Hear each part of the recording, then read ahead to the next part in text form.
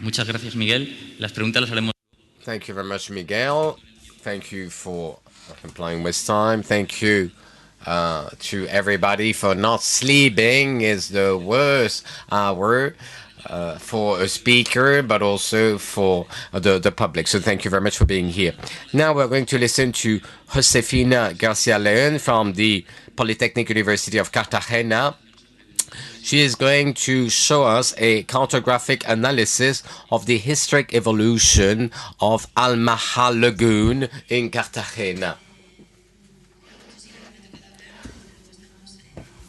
Well, I'm the speaker, but I'm speaking on behalf of a team that has developed that project, that research project, led by the finance minister. And the idea was to collaborate in between different universities, and we are collaborating with the University of Murcia and Cartagena Polytechnic University. The objective is to see the changes, the modification in the topography of a concrete city from the antique inhabitants of that city to today. Cartagena is a city that has changed a lot with time. Here we see an image representation of the city during Roman time. You see the Roman theater there. Here we see where the Roman port was located, and we see that the city of Cartagena is a peninsula with 5 hills, and we see that, well, the city in itself is in between those 5 hills, and behind we see an internal and lagoon inland.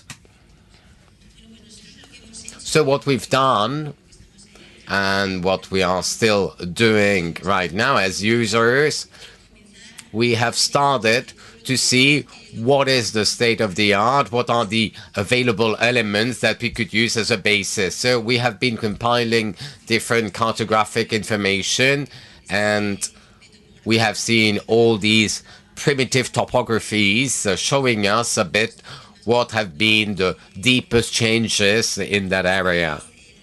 Here we see the inland, the lagoon sea. Here we find different water entries called the Rambla del Bimpila.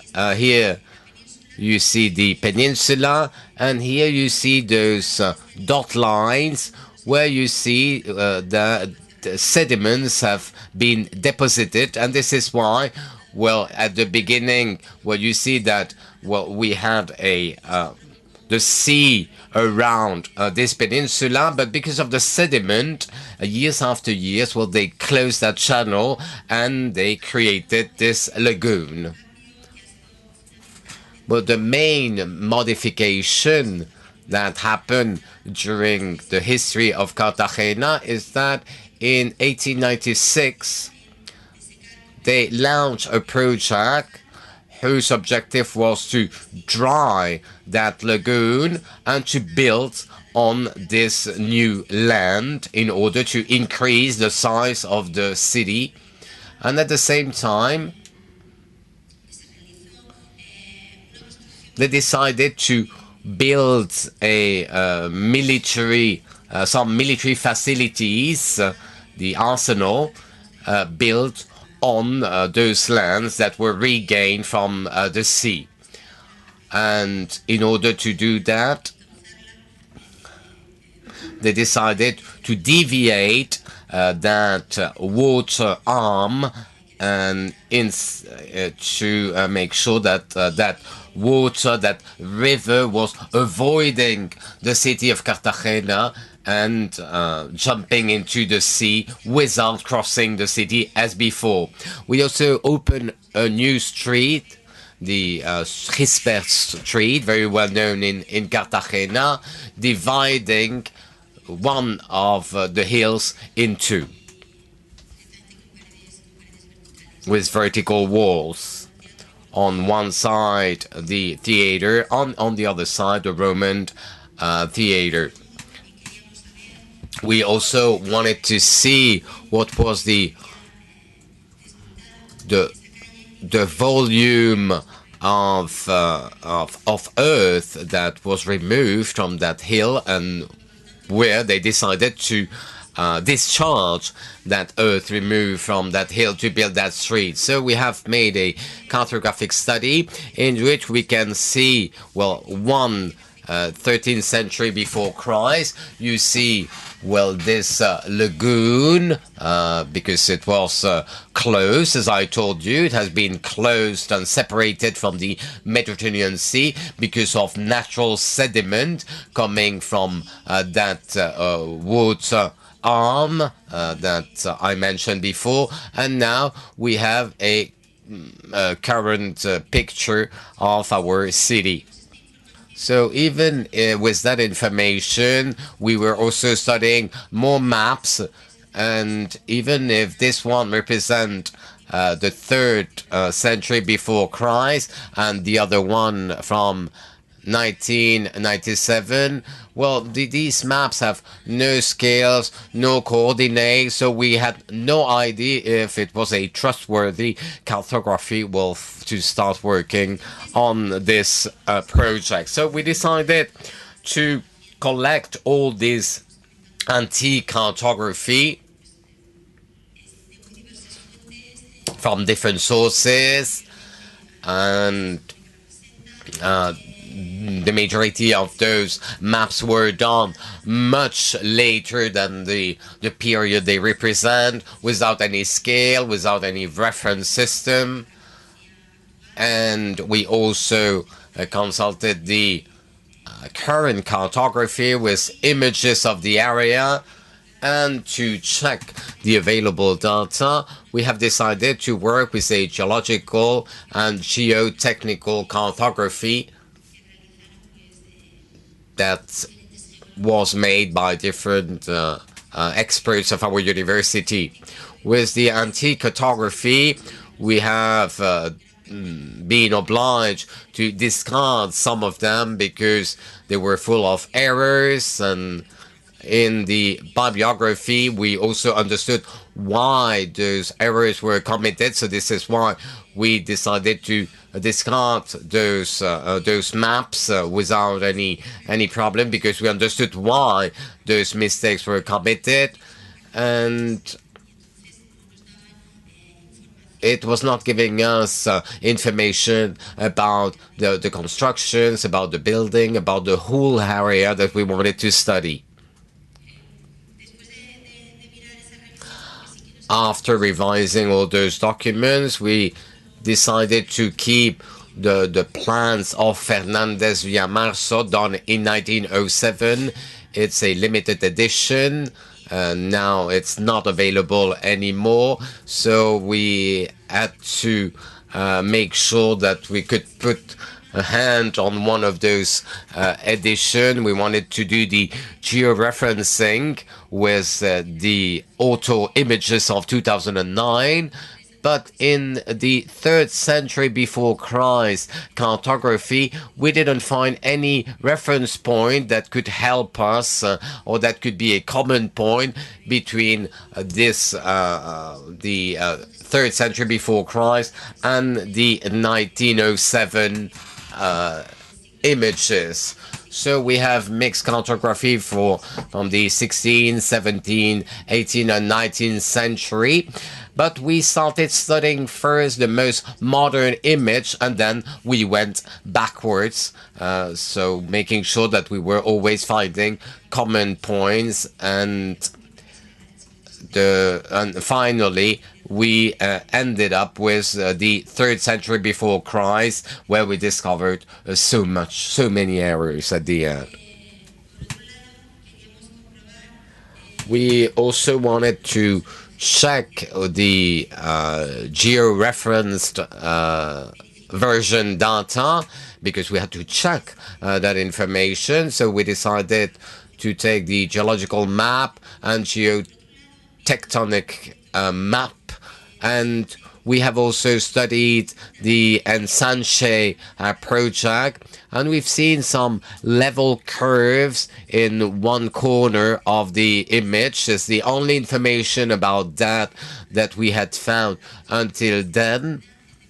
It's a map from 1897, and we also decided to study those curves. And here we see the result of the 3rd century before Christ map compared with the current auto picture. Here we see the limits of the lagoon then, where the lagoon was located.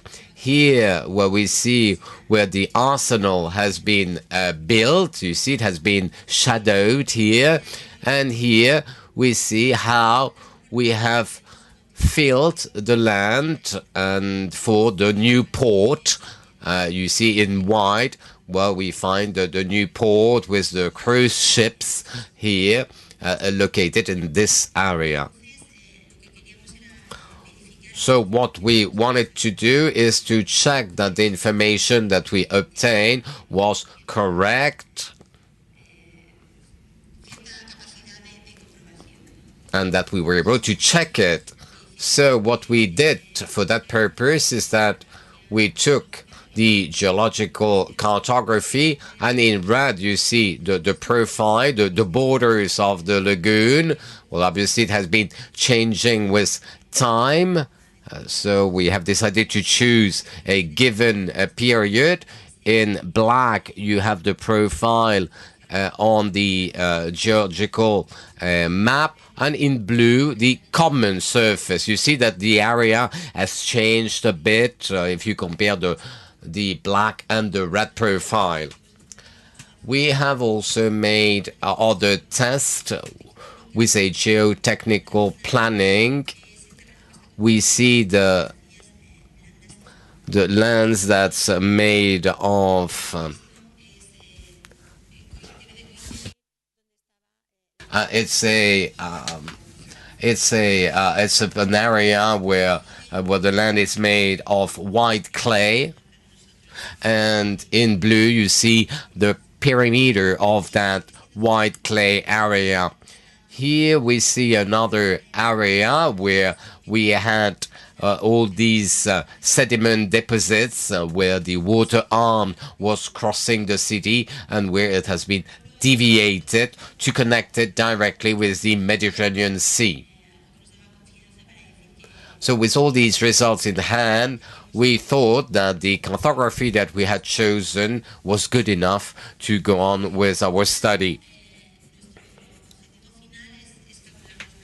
Then we have decided to calculate the digital models of the land, and we needed more data to do so. So we used what we collected with the cartography and with the different level curves. We made the elevation digital model, and from that model with the profile, a profile that's not exactly matching the surface of the first map from the 3rd century before Christ, we compared it with another elevation model published very recently from Cartomoon webpage, and we made a comparison between both models to see the volume differences between the two.